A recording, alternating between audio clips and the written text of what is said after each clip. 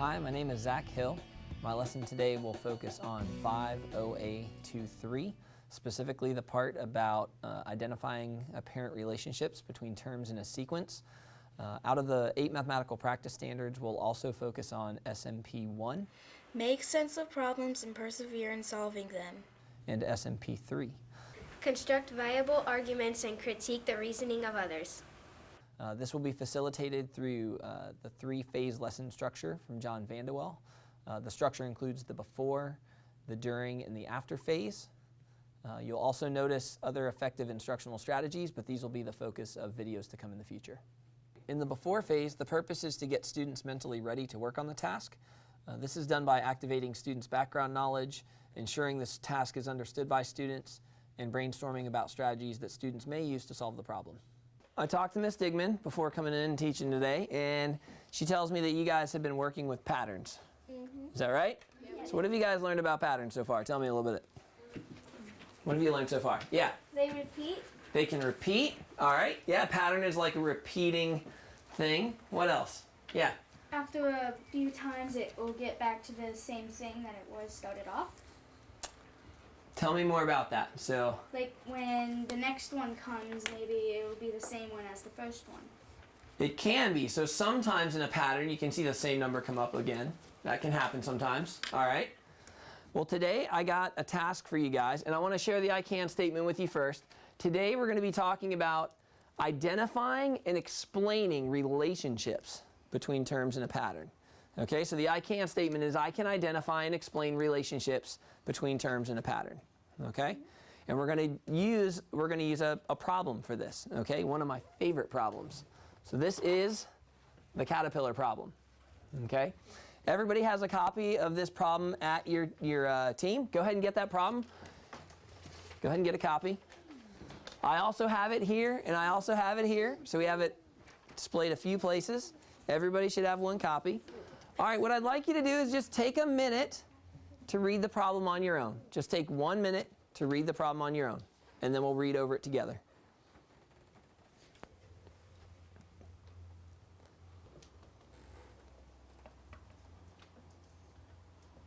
Looks like most of you are done. Are we good? Everybody get a chance to read it? All right, let's go ahead and read it together too. Go ahead and read it silently as I read it out loud. It says a 5th grade class needs 4 leaves each day to feed its 2 caterpillars. How many leaves would the student need each day for 12 caterpillars? That's part A. And there's a part B. Describe how the caterpillar pattern is related to the leaf pattern. Okay? So what is this problem asking us to, well, first of all, what does the problem tell us? What do we find in the problem? What information do we get? Yeah. The class needs 4 leaves each day to feed its 2 caterpillars. The class needs 4 leaves each day to feed its 2 caterpillars. Okay, is there any other information in there that we get in the problem? That's mostly it. That's some important information. You're going to use that as you solve the problem, okay? What is the problem asking us to find? Yeah. How many leaves would the students need each day for 12 caterpillars? That's right. We want to know how many leaves are they going to need for each day for 12 caterpillars. Okay? Is there anything else you need to find in the problem? Yeah. Describe how the caterpillar pattern is related to the leaf pattern. Really important. This problem is asking us to do 2 things. It wants to know how many leaves are they going to need each day for 12 caterpillars. But it also asks us describe how the caterpillar pattern is related to the leaf pattern. Okay? So there's really 2 things that you're going to do in this. Before you guys get started on this task, let's brainstorm for a second. How might you solve this problem? What are some things that you could do? Yeah. Well, it says 4 leaves for 2 caterpillars. Okay. If you divide 4 by 2, you get 2. So you can multiply 12 by 2. Okay, so we could maybe figure out in the problem where we're going to divide or where we're going to multiply. How else could we tackle the problem? So that's one way. We could use operations. If we can figure out what the operations are right away, we might be able to do that. What are some other things that you might be able to do to solve this problem? Yeah. Draw a diagram. Draw a diagram. That's right. I gave you a copy of the problem on purpose. Can you draw on that paper? Could you make a drawing? Absolutely, you could make a drawing. That would work. So you could use an equation if you know how to multiply or divide or add, whatever you need to do to figure out this problem. You could make a drawing on the paper. Is there anything else you could do to solve the problem? Don't start on the problem yet. I see some people wanting to get started. Is there anything else that you could do to solve this problem? Yeah? You can use the manipulatives. You could use the manipulatives. You have quite a variety of manipulatives in here. You have some fraction bars, you have base 10 blocks. You also down here, you have some snap cubes if you want to use those as well. So you have quite a choice of thinking tools or manipulatives that you could use to solve this problem as well. Okay? As you work to solve this problem, you can use any of these things. You can use the operations that you know, you can make a drawing, you can use the manipulatives. Any of those things would be good things to use solving this problem. Does everybody understand what they need to do? Mm-hmm. All right, so tell me, what are we looking for one more time? Somebody remind me. What are we looking for in this problem? Yeah? How many leaves would the students need each day for 12 caterpillars? That's right. We want to know how many leaves do they need each day for 12 caterpillars, and is that all we're finding? Are we good then?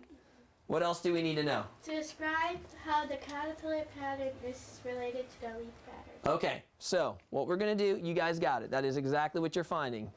How many leaves you're going to need each day for 12 caterpillars, and also how the caterpillar pattern is related to the leaf pattern. What I'd like to do is give you a couple of minutes right now to work on this problem yourself. It's okay if you don't finish. Actually, it's good if you don't finish because then you'll get to talk with your team and finish up the problem. But I'd like you to take a couple minutes on your own to start solving the problem, and then you'll get some time to work in your teams to solve it. Sound good? Mm-hmm. All right. Take 2 minutes. SMP 1 calls for students to persevere in problem solving. This is important because it teaches students to monitor and evaluate their progress. In the during phase, the most important thing to do is to let go. This will allow students to use their ideas and give them the opportunity to persevere in problem solving. As part of the during phase of the lesson, I circulate around the room and ask questions to focus, assess, and advance student thinking. Also in the during phase, I'm assessing and taking notes about student thinking. This information will assist me as I select and sequence the sharing of student solutions in the after phase of the lesson. All right, eyes and ears up here, real quick. So now what I'd like you to do, if you're not done yet, if you don't have a solution yet, that's all right. What I would like you to do is talk at your teams. You're going to get about 5 to 10 minutes to do this work. I'd like you to share with your teams how you solve the problem. Your main job here during this time is to make sense of what your teammate did, okay? So for instance, if he's sharing here, everybody right now if he's sharing, everybody's listening to him to understand what he did. And then obviously somebody else will get a chance to share too, and make sure you know what that person did, okay? And I want you to see if you can make sense of like how somebody else did it. It's a little bit different than you. See if you got the same answer. See if you can see how what you did is similar. Does that make sense? All right, go ahead and work on this in your groups, guys. Drew a diagram and I did 6 times to get 24 12ths. And that takes 6 days to get 24 leaves and 12 caterpillars. Does everybody understand what she did? We did all the same. You all did it the same way. All right, so why did you guys divide by 2 first? Why would you do that first? Because it says 2 caterpillars, 4 leaves each day. 2 caterpillars, 4 leaves each day. Okay. Basically telling you to divide 4 by 2. So how is it telling us to divide 4 by 2? Because it says that a class needs 4 leaves each day to feed its 2 caterpillars. Okay. So by dividing that equally, the 2 caterpillars 2 caterpillars get 2 leaves each day?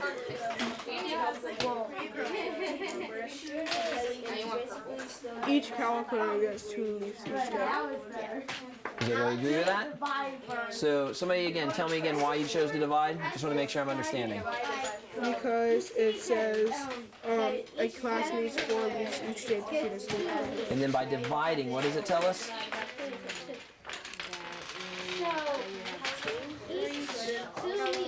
Two what for each caterpillar? Awesome. Okay, are you guys, so everybody agrees that you would divide by 2 first, and then you multiply by the 12 to get, and why did you multiply by 12? Because it says 12 caterpillars, and we got 4 divided by 2 is 2. Okay. So 2 is how many leaves each caterpillar gets. I got it. Okay, so you multiplied by 12 because there was 12 caterpillars. Okay, I got it. Are you all ready to start working on part B of the problem? And try to find the relationship? All right, I'll let you guys work on that. Okay? Describe how the caterpillar. In order to highlight mathematical ideas that are key to the lesson, I need to carefully think about how I will sequence students' sharing of responses. This sequence will vary from lesson to lesson. I may choose to sequence the sharing of student work by moving from concrete to abstract representations. Another possible sequence would be to start with the least sophisticated strategy and progress to the most sophisticated strategy. I may choose to sequence the sharing of student work by starting with the strategy used by the majority of students to those used only by a few students. I may choose to sequence the sharing of student work by having a student present a common misconception. You already solved it, so how did you guys solve it? You got 2 answers. All right, so I think it's either 6 or 3. I think it's 6 or 3. All right, so how did you come up with that? For 3, I did, well, there's 12 caterpillars, Okay. and then there's 4 leaves each day, so 12 divided by 4, which would equal 3. All right, so how did you know to divide 12 by 4? Because it's talking about, like, each day, and then there's caterpillars and leaves. Okay. And, like, it's figuring out how many leaves they would get. The 12 of them. If there was 12 of them. So let's think about this for a minute, though. There's 2 caterpillars that eat 4 leaves, right? But we're saying that 12 caterpillars then would eat 3 leaves? Is that? But there's more caterpillars, isn't there?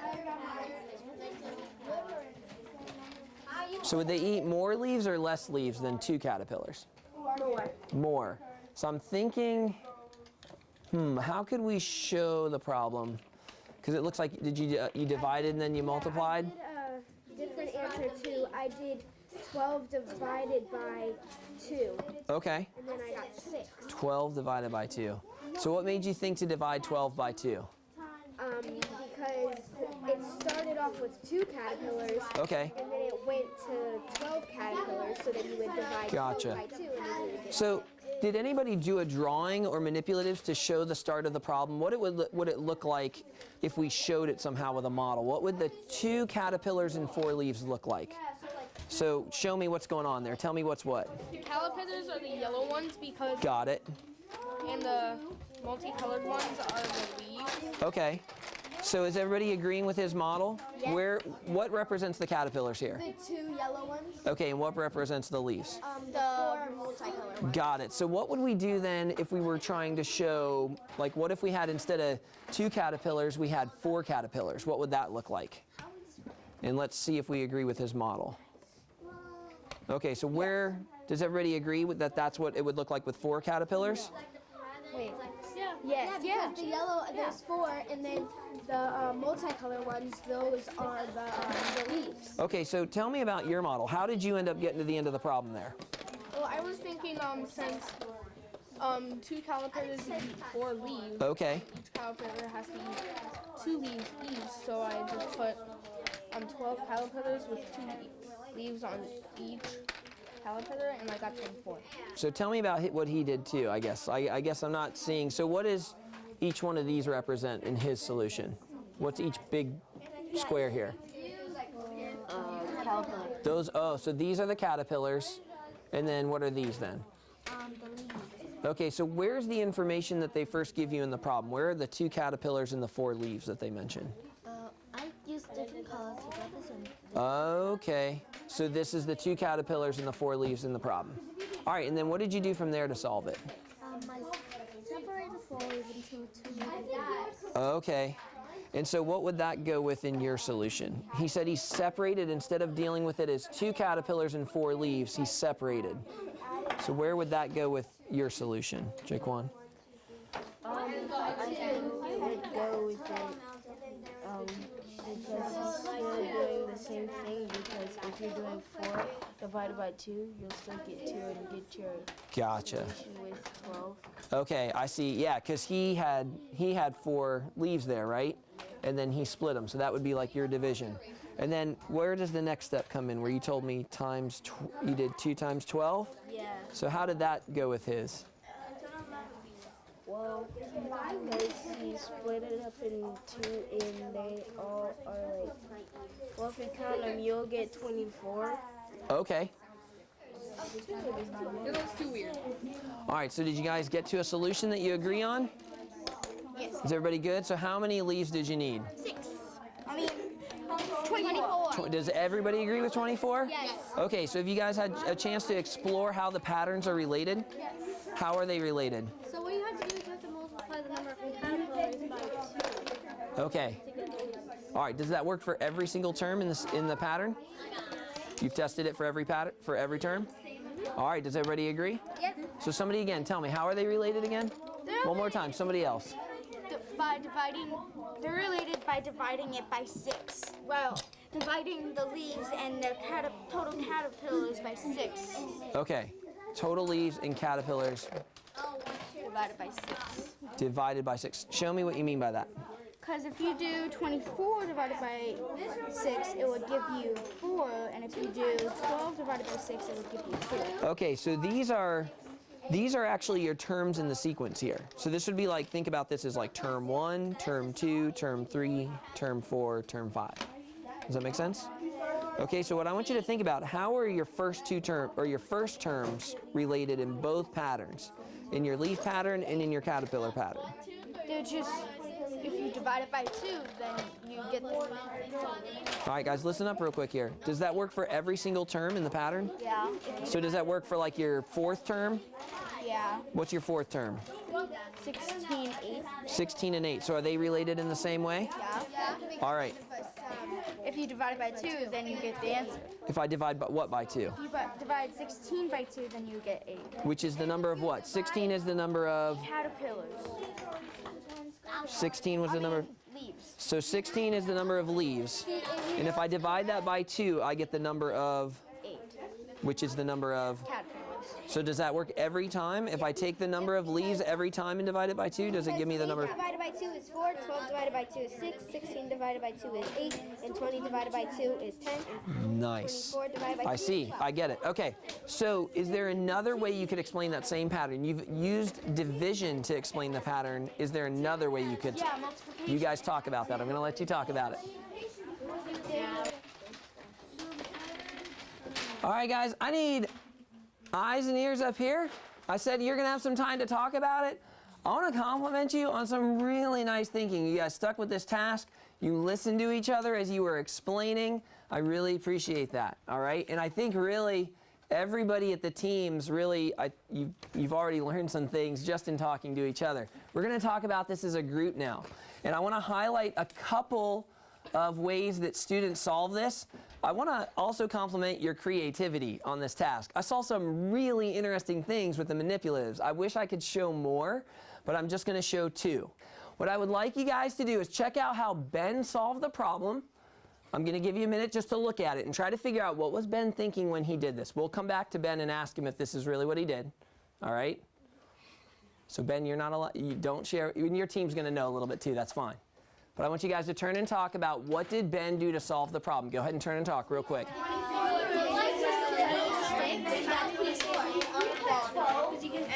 All right, guys, back up here. I heard a lot of really good thinking. Most of you guys were able to look at Ben's work and know what he did. Most of you said that, hey, he used the counters to represent the leaves. Most of you figured that out. You said that he used the base 10 blocks. He used that to represent his caterpillar. And then he counted all the leaves up, and he counted all of those up, those counters, and what would you come up with if you counted them all? 24. 24. Okay, that's what I heard most of you say. That's what I think Ben did too. Ben, are we on point? Did we get it right? All right, nice. So this is Ben's solution. All right, I'm going to show you another solution. Okay, this one I'm going to draw for you because I want to keep that one up on the document camera. But somebody, oh, I had it in my hand. I'm just going to show you what they did. They did this.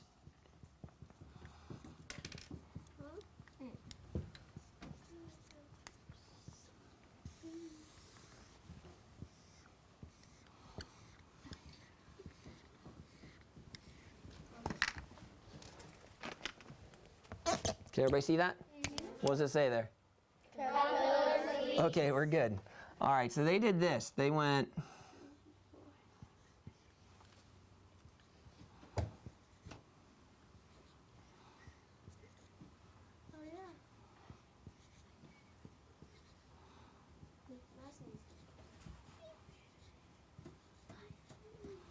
Okay, what I would like you to do, again, is turn and talk about how this person solved the problem. Okay, go ahead and turn and talk. Did you guys figure out what you did? What happened up here? Yeah. How did this person solve the problem? They multiplied each number until they like 2, 4, 6, 8, 10, 12, and then multiplied 2 by like 2, 4, 4, 8, 6, 12 until they got to 24. Gotcha. Okay. All right. All right, eyes and ears back up here. Hands off the manipulatives, please. So let's talk about this real quick. Do we understand what this person did? Yes. What did this person do? How did they solve the problem? Yeah. The caterpillar, she multiplied 2 to 2. Like, she multiplied it 2 up by the caterpillars and 4 down to the leaves. Like, 4, 8, 12, like in the order of the... So she multiplied it in the order they always multiply. So where was their multiplication? I guess is what I'm... Like, there were 4, and then it equals 8, because you make it 4 times 2 equals 8. So you're saying that right here, 4 times 2 would be 8? Yes. And so you think that they multiplied by 2 here to get the 8? Mm-hmm. Okay. What do you guys think of that? I see her raising her hand because she was the one who shared the work. Do you want to say something? Go ahead.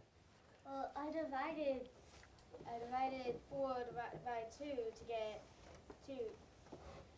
Well, I just kept on counting the leaves by 4, and then I counted the caterpillars by 2, and they each got 2. Okay, so you kind of like skip counted here by 4s, like adding 4 every time. Same thing to here, adding 4. And what did you do for the caterpillars? I added 2. You added 2. So as you work down this way, you added the 2. Is everybody seeing that? Okay, here's the question. Yeah. Oh, that's all right. So real quick, how are these two methods connected?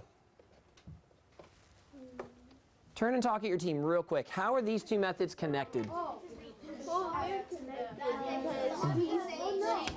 No, it's connected because both of them. They both have. All right, so you see that so this 2 and this 1, where do you see the connection there? Like these 2 are like the same. Like these 2 are the same as the caterpillars counting by 2. Okay, so every time you added on 2 new... Leaves. Was it 2 new leaves for the caterpillars, or what was it? So which would it be? Every time you added 2 of these or 2 of these? Oh, 2 of these because these are the caterpillars. Yeah, okay. All right, I see it. I see how they're connected. Yeah, so you can see that in the table, right? Just like he did with the base 10 blocks for the caterpillars. All right, were you able to see how they're connected? Yeah. How were they connected? How did you see the connection? Well, As a student shares, I use the 5 talk moves from classroom discussions to help make mathematical thinking and learning accessible to all students. Leaving recorded student work on the whiteboard or chart paper allows students to have ongoing access to the mathematical ideas. This is important as some students may need to use prior thinking as a scaffold to understand what is being learned. In the after phase of the lesson, I'll use the talk moves, specifically revoicing and restating, to ensure that students are making sense of each other's solutions. This will also give them the opportunity to agree or disagree with each other's thinking. Finally, the teacher helps students draw connections between their solutions and other student solutions, as well as the key mathematical ideas in the lesson. All right, guys, back up here. Last question, big question that we want to talk about today is this part 2. We want to be able to describe how the caterpillar pattern is related to the leaf pattern. Okay, so what I want you to think about now is I'm going to actually get rid of this here. This was really helpful for when we were talking about the pattern. But now I want you to think about how is the caterpillar pattern related to the leaf pattern? Okay? Do you guys think you know? I want you to turn and talk about it just for a minute.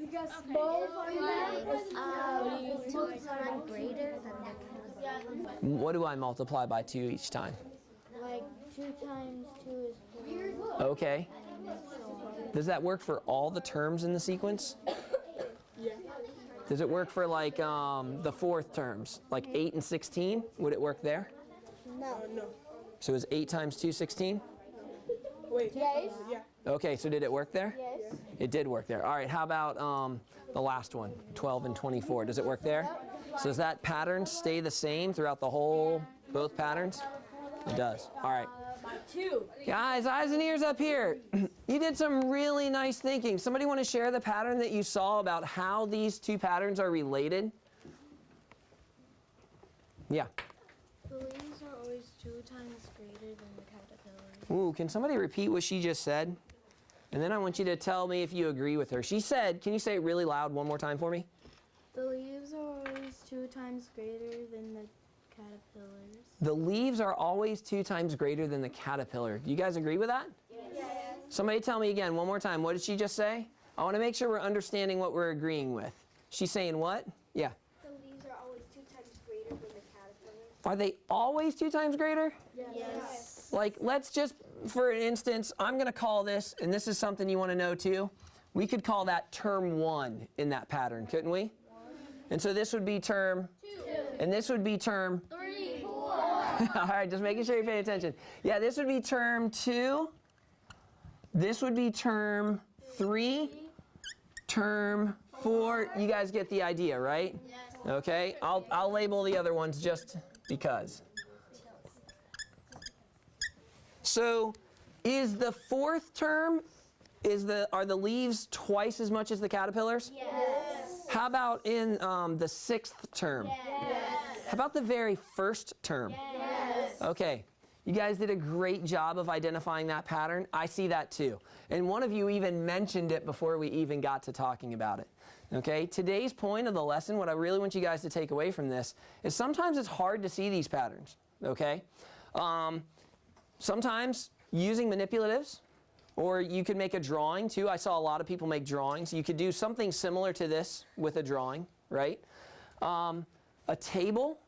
These are both great tools for finding these patterns, because this is something that we said at the beginning of the day, right? What are we going to do? I can identify and explain the relationship between terms and a pattern. Today, were we able to identify and find a relationship? Yes. Were you able to explain it? Yes. Yes, and these tools are tools that you can use a lot. Which one of these tools do you think you might be able to use if you were taking a paper and pencil quiz? The paper. The table, right? You don't have these manipulatives on the quiz, but could you draw something like that on a quiz? Yes. Absolutely. So that's really the big idea of today's lesson, guys. You did a great job of thinking through. You did a great job of identifying patterns and explaining these relationships. Really nice work. Thank you for exploring the 3-phase lesson structure with us today. For more information, please refer to John Vandewall's Teaching Student-Centered Mathematics.